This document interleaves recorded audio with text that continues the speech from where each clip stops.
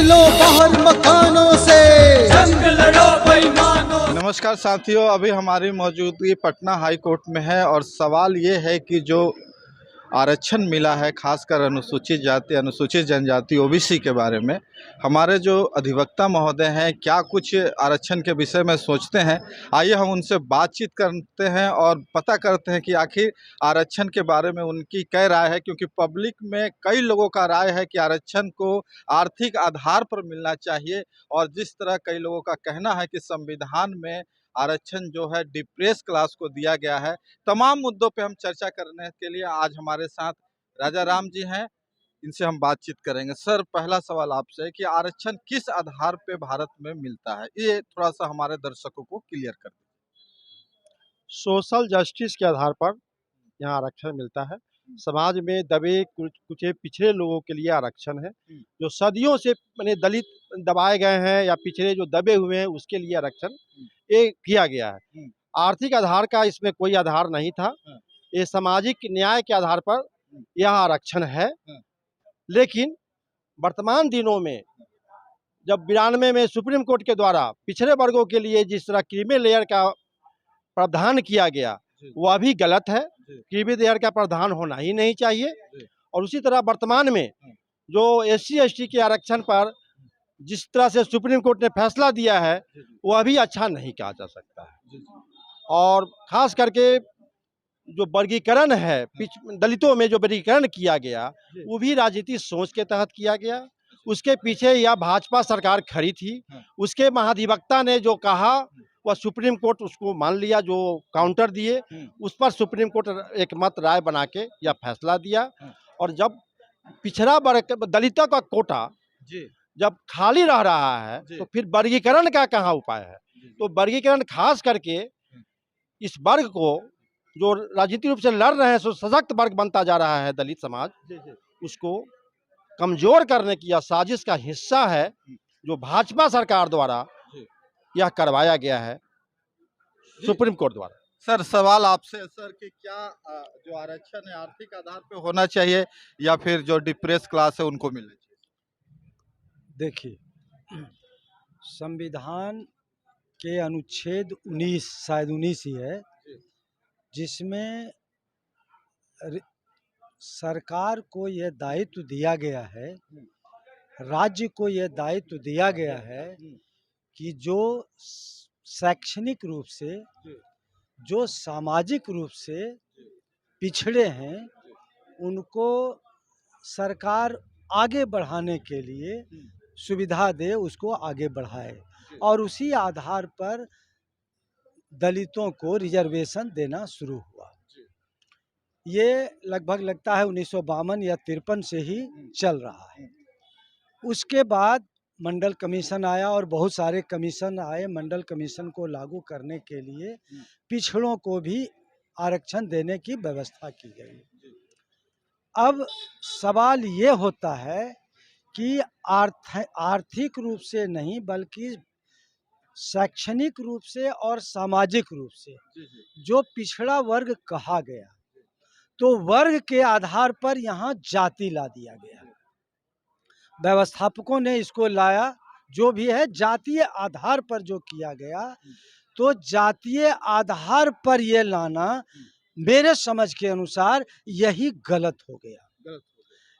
जातीय आधार पर रिजर्वेशन की व्यवस्था करना, ये चूंकि जिस समय कॉमनल अवार्ड आया है 1931-32 में एरविन के माध्यम से, तो कॉमनल अवार्ड भी कम्युनिटी के आधार पर लाया, जिसमें चुनावी क्षेत्र जो उस समय बनाने की बात उठी तो उसमें हिंदू के लिए अलग, मुस्लिम के लिए अलग, क्रिश्चियन के लिए अलग और दूसरे सिख के लिए और दूसरे जातियों के लिए अलग कंस्टिट्यूएंसी बनाने की बात की गई।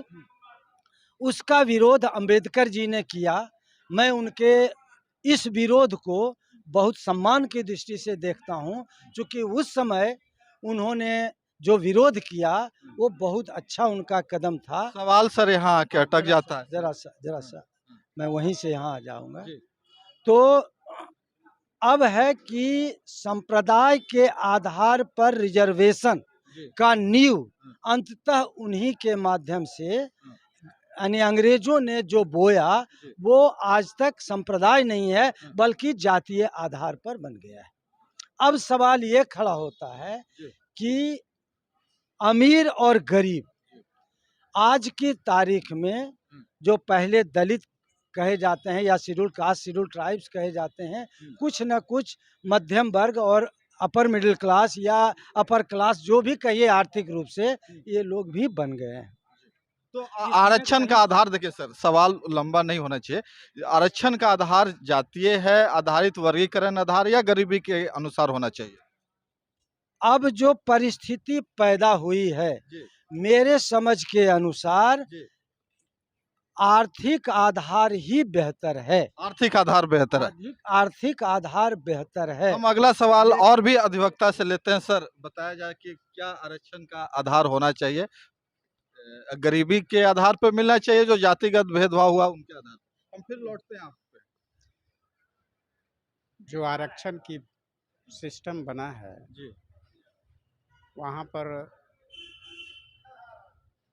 आज से नहीं, आज सैकड़ों वर्ष पूर्व से ये आरक्षण की लड़ाई जो सामाजिक रूप से पिछड़े और दबे लोग रहे हैं उसको हम बिल्कुल समान रूप से जो पहले से शिक्षा के रूप में आगे हैं या शिक्षा के माध्यम से किसी पद पर आगे हैं उसको बराबरी करने के लिए हम दबे पिछले को कैसे करके उसके बराबर करें, इस आधार पर आरक्षण की नीति होनी चाहिए।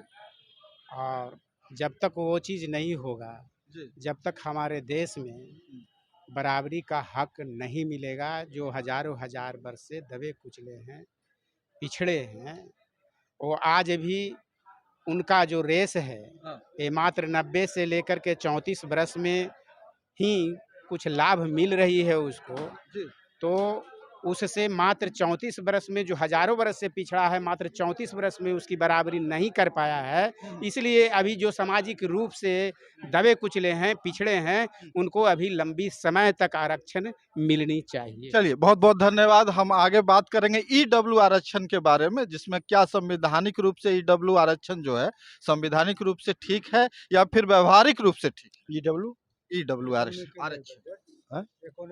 इकोनॉमिक मुद्दा पर हाँ, तो इकोनॉमिक मुद्दे बोलिए ना। ईडब्ल्यू में तो इकोनॉमिक मुद्दे पर आरक्षण गलत है, पूर्णतः गलत है। आज अगर देखा जाए तो देखिए कि जितने यहाँ संसाधन है जमीन का, तो देखिए कि उसमें किन के पास जमीन है। क्या आज दलित के पास कितने जमीन है? हमको लगता है आज भी दलित एक घर छोटा सा लेके झोपड़ी में रह रहा है। आज कुछ पढ़ा लिखा एक दो पीढ़ी से उसके लोग बढ़े, थोड़ा शहर वहर में घर बना लिया है, लेकिन आज भी जोत की जमीन दलितों के पास नहीं है। तो बराबर कैसे करेगा? वहीं पर एक गाँव में वहाँ पर 50 सैकड़ों बीघा जमीन जोतने वाले लोग हैं और वहाँ पर बिना जमीन के हैं, तो उसको कैसे हम आरक्षण माने जातीय आधार पर माने आरक्षण इकोनॉमिक्स आधार पर आरक्षण करेंगे? यह सब पूर्णतः गलत है।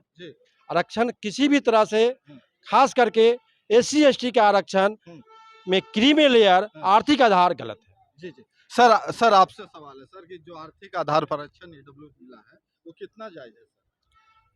मैं तो पहले भी कहा हूँ और अभी भी अपना समझ रखता हूँ कि गरीब और अमीर लगभग सभी जातियों में है। कोई भी ऐसी जो जाति बनाई गई है, चूँकि देश के धन्ना सेठों ने जातीय आधार पर जो समाज का वर्गीकरण किया है वो अपने हक में किया है, चूँकि इस जाति के धनी तबकों को या मध्यम वर्ग को अधिक से अधिक सुविधा दे करके अपने पक्ष में बनाए रखें। बाकी नीचे की तबका, जिसकी चर्चा अभी हमारे मित्र कर रहे थे कि अभी भी रहने के लिए घर नहीं है, मैं सही कहता हूँ, अभी भी यहाँ के मुसहर जातियाँ हैं जिसके 80% आबादी या 90% आबादी है जिसको रहने के लिए बढ़िया से घर नहीं है। मैं इस बात को स्वीकार करता हूँ, हम लोगों का रिपोर्ट है। क्या जाति आधार पर विकास हो चुका, जैसे सुप्रीम कोर्ट का फैसला आया वर्गीकरण का, तो क्या वर्गीकरण से उन लोगों को हक मिल जाएगा?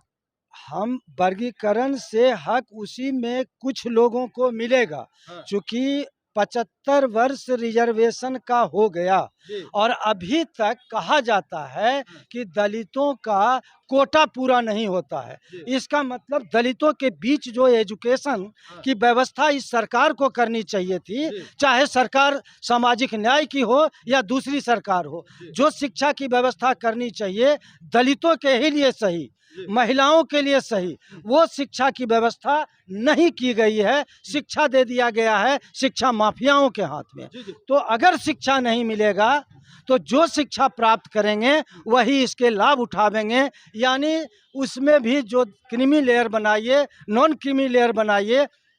जैसे अभी अब इकोनॉमिकली 1 मिनट से रुकना चाहेंगे आपको।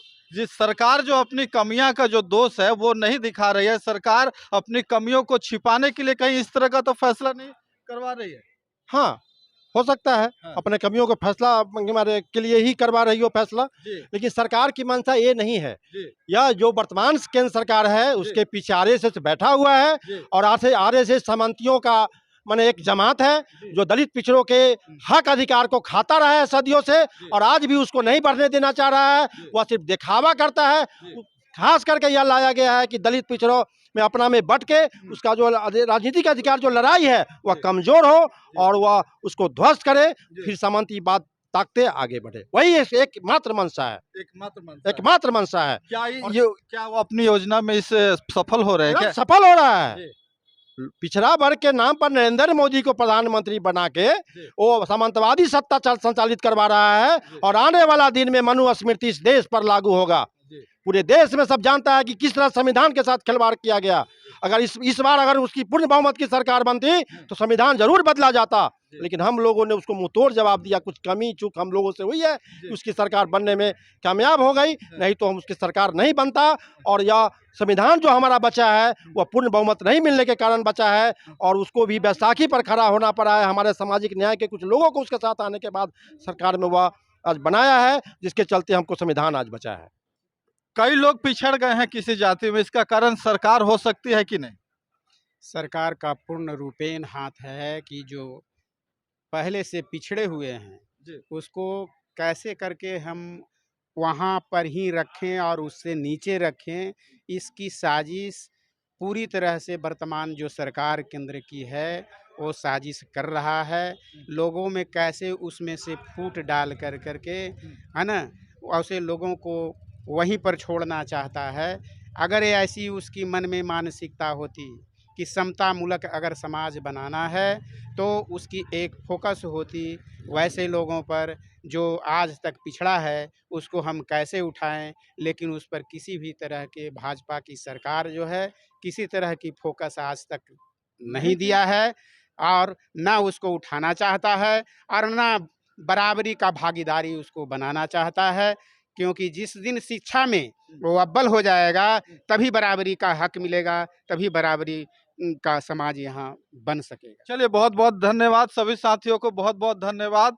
कई बातें निकल के सामने आई। एक तो शिक्षा में विकास हो तभी लोग आगे बढ़ पाएंगे, क्योंकि शिक्षा ही ऐसा है।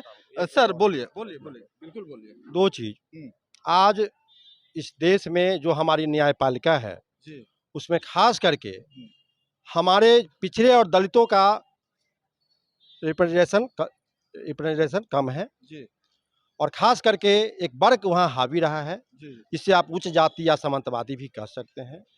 मीडिया उससे बाहर नहीं निकली है और आज देखिए विश्व में बहुत सारे देशों में देखिएगा जब तक महिलाओं, पिछड़ों, दलितों या वहाँ जिस रूप में हो, जब तक उसको न्यायपालिका में उसको स्थान नहीं दिया गया, उसको बराबर का स्थान नहीं मिला, रिप्रेजेंटेशन नहीं मिला, जब तक वो न्याय सही नहीं होता है, सही नहीं होता है। आज देखिए अमेरिका में आज काला की संख्या 8% या कम है, लेकिन उसको न्यायपालिका में 22% लोग उसके हैं। उसके लिए वहाँ वह ट्रेनिंग देता है, उस तरह से वो तैयार करता है। और अमेरिका में एक सिस्टम है कि अगर काले के कोई केस में फैसला हो रहा है तो उसमें एक काला जज रहेगा अनिवार्य रूप से। लेकिन क्या यहाँ दलितों के विरोध में फैसला हो रहा है तो कितने दलित जज यहाँ हैं, कितने पिछड़े जज को उसमें बिठाया जाता है, जो सामंती जज हमारा फैसला करते हैं।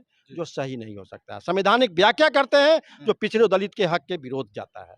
तो यहाँ ये भी जरूरी है कि हमारा प्रतिनिधि न्यायपालिका में होना चाहिए। जी, पिछड़ों बिल्कुल, दलितों की प्रतिनिधि जब तक नहीं होगा, जब तक यह न्याय अधूरा है, सही से नहीं मिलेगा। चलिए हम अगला सवाल ले लेते हैं सर, शॉर्ट में बताएं क्या आपका जवाब।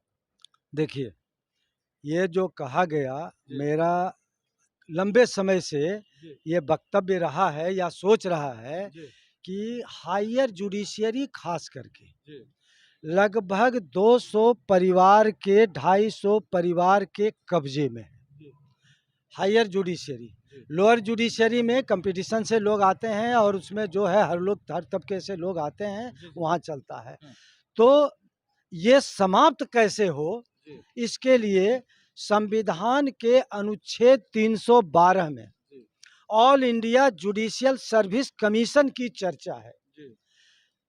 अब वो स्वतंत्र, स्वायत्त, एग्जीक्यूटिव और जुडिशियरी से अलग, ताकि उसकी निष्पक्षता और स्वतंत्रता बरकरार रहे, एक all India judicial service commission की स्थापना की मांग हम लोग करते रहे हैं। और तब जो अभी राजा राम भाई ये कह रहे हैं कि सबका रिप्रेजेंटेशन हो, यदि all India judicial service commission होगा तो जो सर्विस रूल है वो लागू होगा और सबको रिप्रेजेंटेशन मिलेगा।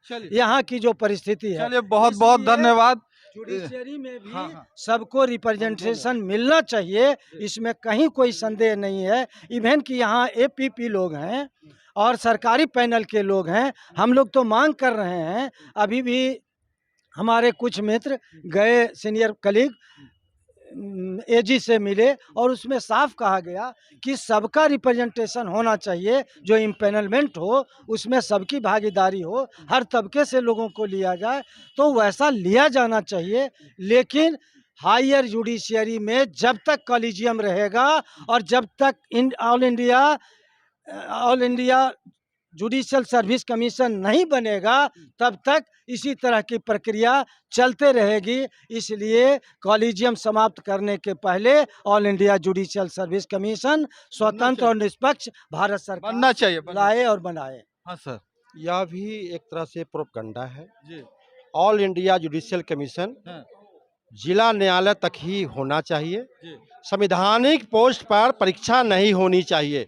विश्व के किसी भी देश में हायर जुडिशियरी में, उच्च न्यायपालिका संवैधानिक कोर्ट में परीक्षा नहीं होती है। और या एक मिनट, और परीक्षा होगी, हमारे परीक्षा कौन लोग लेंगे, हमारे भाईवा कौन लोग लेंगे, यह भी बहुत बड़ा मायने रखता है। आप देखे होइएगा कि अच्छा नंबर लाने वाले को उसमें सामंती लोग बैठे हुए उसको नंबर कम देते हैं और उसको छाड़ दिया जाता है। इसलिए परीक्षा ही मापदंड होगा और उससे हमको न्याय मिलेगा, यह संभव नहीं है। उससे ज़्यादा अच्छा है जो पहले वाली जो व्यवस्था है, जो संविधान में किया गया है कि सरकार ही उसको जो व्यवस्था थी, कैसे कि हम न्यायपालिका में जज चुनते थे, वही व्यवस्था जब तक नहीं होगा, हमारी सरकार होगी, हमारे लोग न्यायपालिका में होंगे, हमारे लोगों को न्याय मिलेगा, तभी होगा। और संवैधानिक पोस्ट पर परीक्षा होना ये अपने आप को ये सही नहीं है। चलिए बहुत बहुत धन्यवाद राजा राम जी। बाकी आपको वीडियो कैसा लगा कमेंट करके जरूर बताएं। अगर किसी तरह का आपका सवाल होगा जरूर कमेंट करें। ज़्यादा से ज़्यादा वीडियो को शेयर करें, क्योंकि समाज हित में, देश हित में बहुत जरूरी है। निकलो बाहर मकानों से, जंग लड़ो बेईमानों से।